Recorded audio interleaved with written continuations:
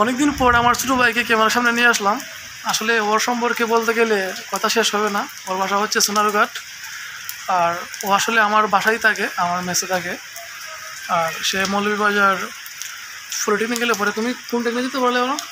Electronics electronics. এটা পঞ্চম পর্ব। আসলে অনেক মেধাবী স্টুডেন্ট বলতে গেলে, অনেক অনেক মেধাবী। আর ওর বাসা হচ্ছে আমাদের সিলেট হবিগঞ্জ সোনারঘাট। আর আপনারা বিশেষ করে জানেন যে সোনারঘাটের মানুষ অনেক ভালো। বিশেষ করে আমার ছোটো ভাইটাকে দেখলেই বোঝা যায় সে কিন্তু অনেক ভালো। মানে প্রতিদিন নিয়মিত সে ক্লাস করে, আর মধ্যে মধ্যে আর কি ক্লাস মিস করে। যাই হোক, আজকে ভিডিও করার উদ্দেশ্য ছিল যে আসলে আমার ছোটো ভাইকে পরিচয় করিয়ে দেওয়া আপনাদের সাথে।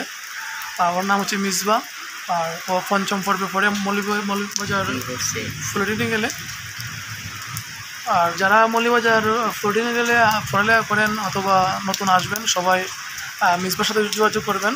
সে অনেক মেধাবী একজন ছাত্র, অনেক পরামর্শ পাবেন আশা করি ওর কাছ থেকে। বিশেষ করে যারা হবিগঞ্জ থেকে আমার ভিডিও দেখতেছেন, যারা মৌলভীবাজার টেকনিক্যালে ভর্তি হবেন চিন্তা ভাবনা করতেছেন, আপনারাও মিসবার আমার ছোটো ভাইয়ের সাথে আপনারা কন্ট্যাক্ট করতে পারেন, পরামর্শ নিতে পারেন বিভিন্ন কাজে।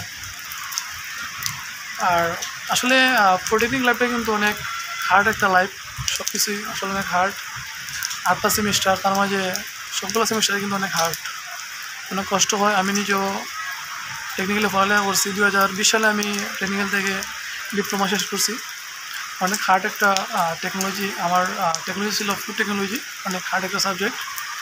যাই হোক, আমি এখন আমার যত কোনো জব করতেছি না, বর্তমানে একটা বিজনেস করতেছি। বিজনেসের সাথে আছে আর কি। সবাই চাইবেন যে টেকনিক্যালে পড়ালেখা করার, কারণ টেকনিক্যালে পড়ালেখা করলে এটাই আসলে ভালো একটা জব করা যায়। তো মিসবার, তোমার চিন্তা ভাবনা কি তা, মানে ডিপ্লোমা শেষ করে মানে জব করবে নাকি বাইরে যাওয়ার চিন্তা ভাবনা? বিদেশে কেন? দেশে ভালো লাগে না? তো সবাই আসলে টেকনিক্যালে পড়ালেখা করবেন। টেকনিক্যালে পড়ালেখা করলে আসলে অনেক ভালো ভালো জব পাওয়া যায়। আর সবাই ভিডিওটি শেয়ার করে দেবেন। ভালো থাকেন। আল্লাহ হাফেজ।